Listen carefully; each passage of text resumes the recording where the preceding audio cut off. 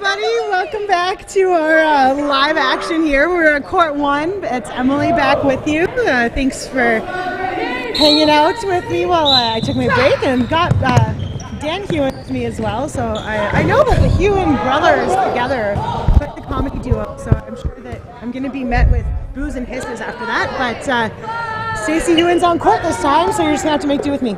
And I'd like to just point out quickly, Mia Ferrari found $1 on the ground just now, so put that in the bank. Don't spend it all in one place, Mia. The $1. Okay, and fair is out. So let's get it together here, figure out where we're at. So we have Heatwave over here in their snazzy blue jerseys. I'm taking 2 shots. Hewen and Crookshanks not connecting. I'm coming back now on defensive with 2 balls. I'm going to be looking to stay alive here. Scott Brandt, number 13, with a big follow-up shot there on the guard, but not quite making a connection. There is a big block from number 17. We got some balls coming back in here for Heatwave.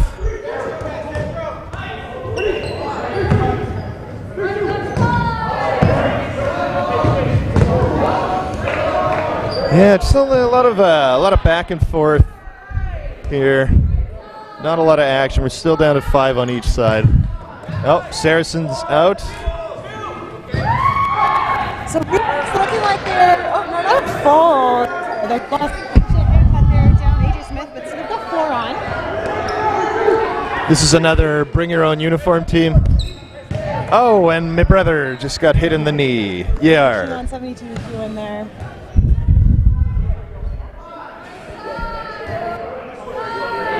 So Reaper's a little bit of a harder time with their numbers. Some of them, and that will be able to identify. Looks like there might be some organizational issues on the court there for them. And as we mentioned earlier, one of the things that you will see with tryouts, people who are trying out to be considered for Team Manitoba or not, need to have visible numbers on their jerseys. So you can see there across on Reaper's number 17. I see.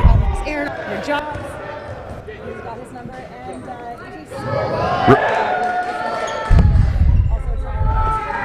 Aaron's rocking the Wakanda jersey too. I'm loving that. Yeah, the Wakanda jersey. Oh, sorry, not AJ Smith. Sorry, Akita Lucas. And his team as well. Akita is a very interesting thrower. I was on his draft team, not last season, the one before, and he throws high and straight, like totally straight. They almost don't lose any altitude until they hit something, which is really unusual to me. Hard to do too. It's trying to by default, your throws obviously are going to usually drop a little bit, so hard to guard against when you're something you're not used to seeing. They call him the gun. Brandon Crookshanks here, both blocking some hits. A follow-up on Crookshanks. They are staying alive. Ha ha ha ho. Staying alive. Pushing right up to that line. Crookshanks taking a quick look at that player across. Oh, and there they go. And Heatwave is out on the first round. Going down to Reaper's round 1 here. Big shout out to my brother for wearing tights. Often we'll find that you go with these players because your shorts get hit or your shirt gets hit. You're still out. If there's one thing about my brother, I know he has a healthy appreciation for efficiency. When I asked him why he wears tights, he said that I'm actually sacrificing my own game by wearing shorts. And he's not wrong about that at all. You see that a lot more in women's play too. Yes. Maybe because women naturally are more inclined to be comfortable wearing tights. We're a little more used to it. But the men who feel comfortable wearing tights, it's probably a significant benefit to their game because you're not getting hit by accident on floppy floats. And there's something about men not wanting the form of their butt to be known. Is it the form of their butt that they're worried about? I'm not sure. 5 getting a hit there. A nice windmill from fair there. Yeah, that was really. That is exciting. You don't see a lot of windmill throws on men. So it is always a really exciting. Oh, and a big catch. Wow. Another windmill. Big catch. Okay, they are making hay. Heatwave just got another ball back. So we're up to, what is that, 4? 5 balls on Heatwave's side. Of course, that catch in dodgeball, it's really, really excellent, for lack of a better term, because when you do catch, not only is the person who threw the ball out, but a player on your team gets to come back. And it's not just any player, it is the player who went out first. So it's like a first out, first in Nice jump there. scenario. So Another windmill. as a team, too, you're trying to hit players off the other team, but you have to take into consideration the fact that if you hit their best player out first, as soon as someone catches on the other team, that best player is coming right back in. So it plays into the strategy of how you move. Fair is just windmilling his way to the top, and there are no balls on Heatwave's side right now. We have 1 ball entering the Which game. means Oliver Jobs is going to be able to take that spot right up at the line, and really without any concern about retaliation. So he's going to keep that spot at the line, make his Still his throw. fast as possible. Fair, making him look. Oliver Jobs opting to throw elsewhere. Oh, Fife. Fife. Oh, What's with the catch? very close. I got some balls back for the team now, though. And Hewen right up to the line to retrieve that ball.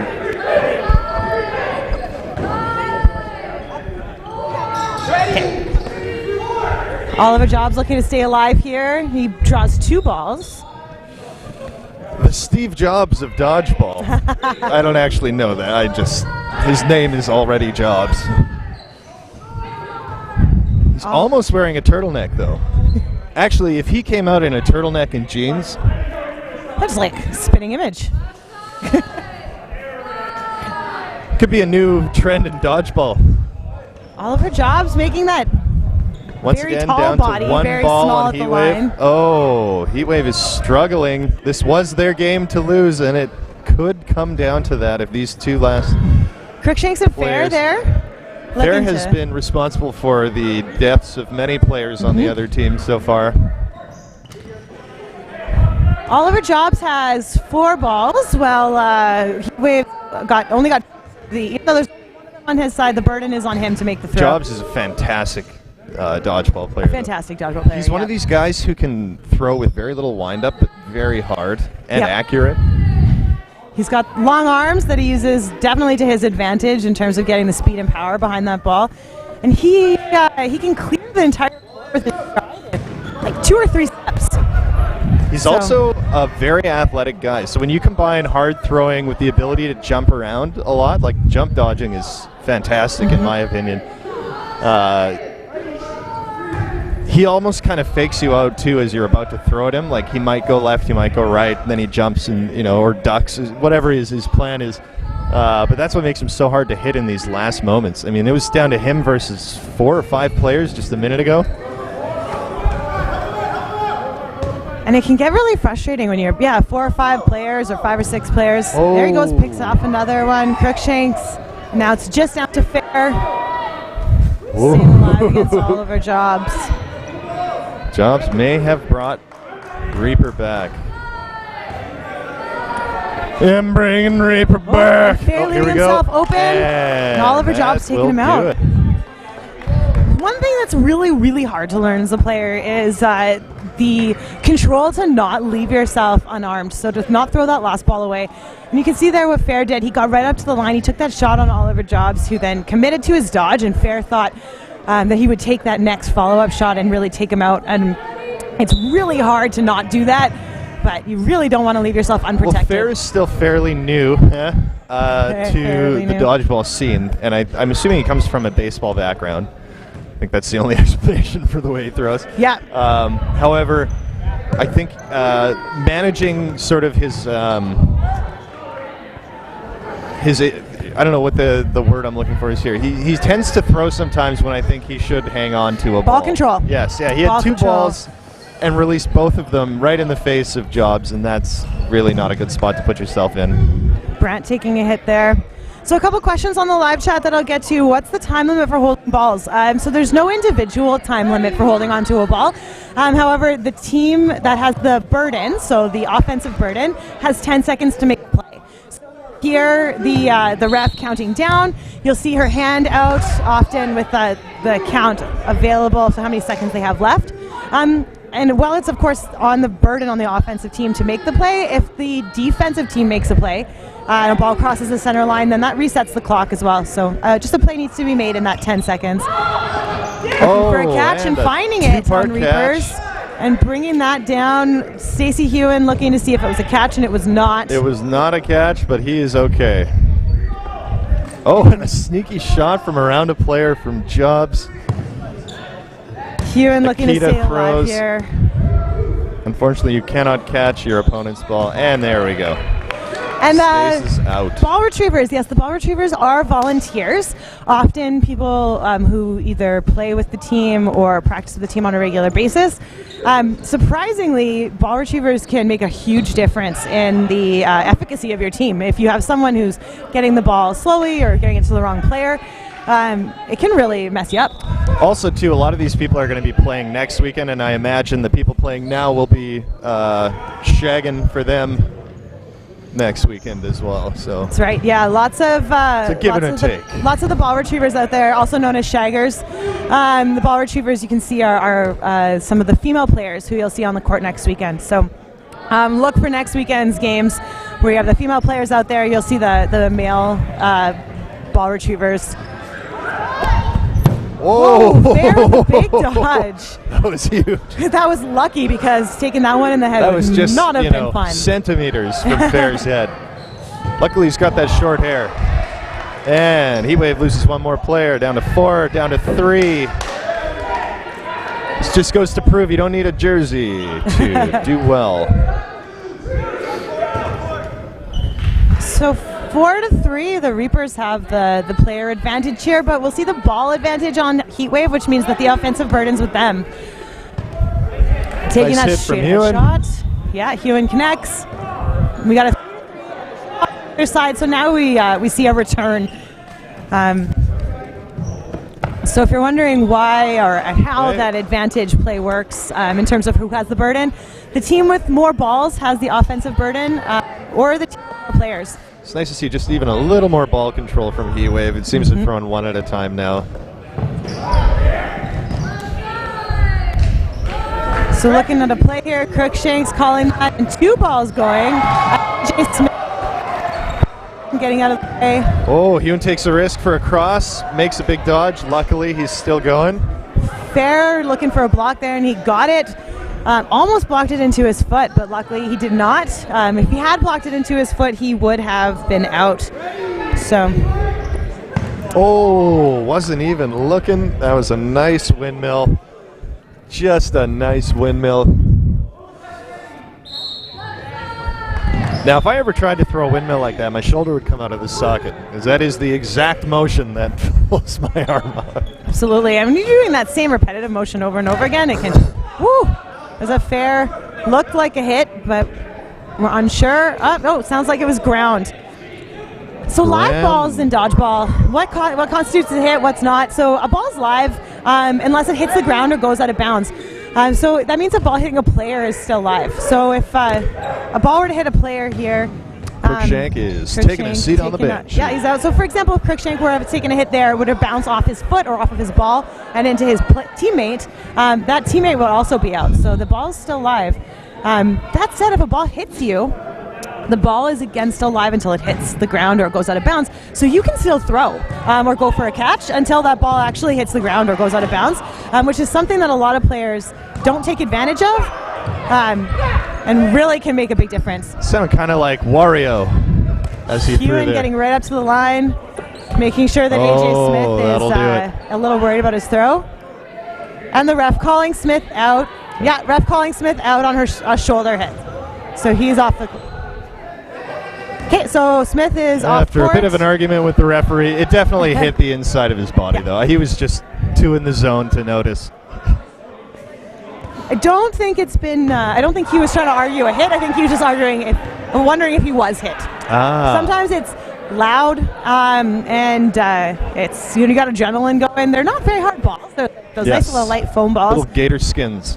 Which is excellent when you're getting cranked in the face with them, but it can make it sometimes a little difficult to tell if you've been hit Brant taking a hit right off the Whoa, rush there. they threw all And- 3 of their balls.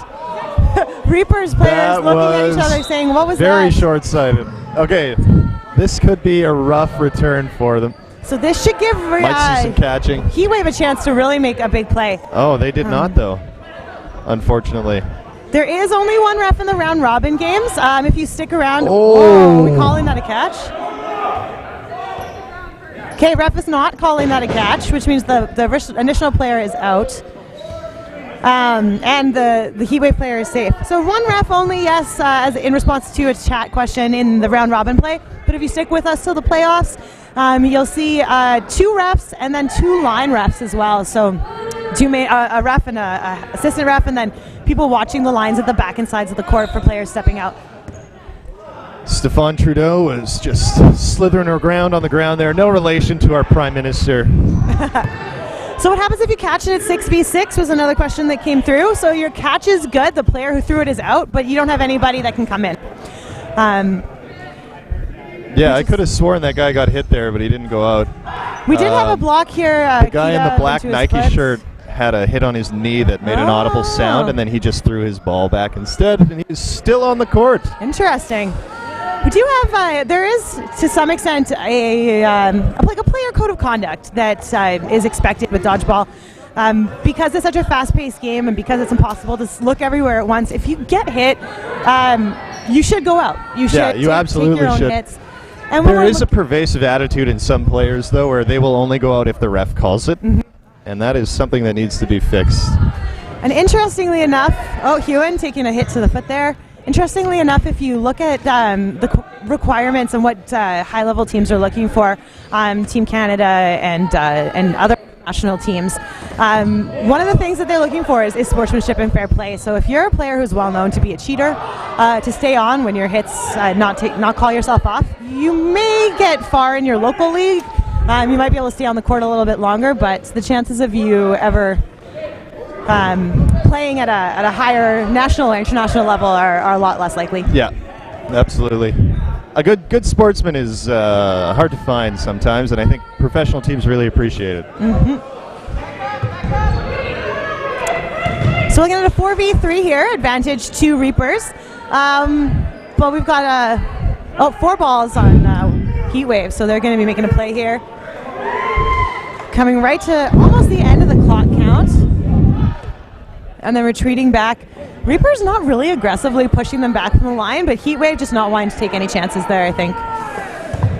Oh, now there's an injustice. The player who didn't go out earlier hit someone else out. But he got hit there, and there was retaliation for that. So Luckily, 588 went out, and then there was retaliated on. Randy Fife, victim of a ghost. So Fair and Trudeau.